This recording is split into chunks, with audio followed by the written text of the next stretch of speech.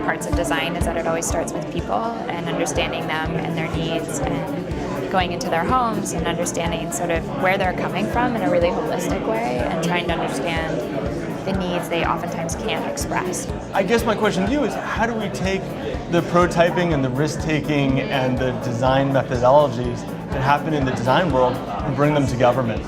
I think it definitely starts with events like today, where we're able to look at design practices, talk about design thinking out in the open. Do we use a particular design process or method? No. I think that design is not a technology, it's a culture.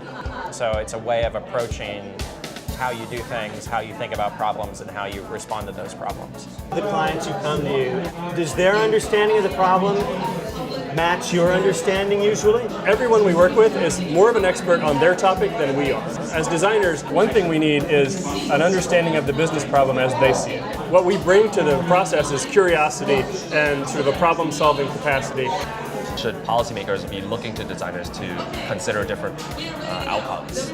I think that's an important part of making government something that people are willing to engage with. I'm a design producer, strategist, curator. So we could have used someone like you in probation because criminal justice in the States has been a very hot political topic.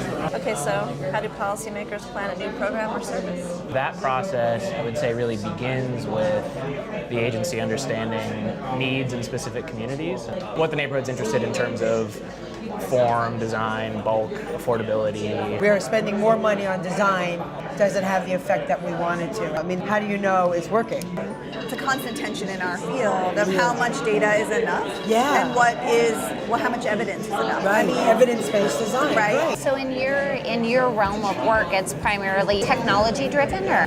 Really, the need for technology is so that the citizens can have information presented to them in a reasonable way, and perhaps even in a motivating way. Yeah. What advice would I give to designers who want to work with government? Patience was the first thing that came to mind. I think what's different about the design process is that in government, our feedback tends to be looking back, whereas a kind of rapid design cycle, it's all kind of forward-looking, and that's a very different orientation. Going back to those users or end users is something that adds so much value to whatever it is that you're designing. It is pretty fascinating. It's over.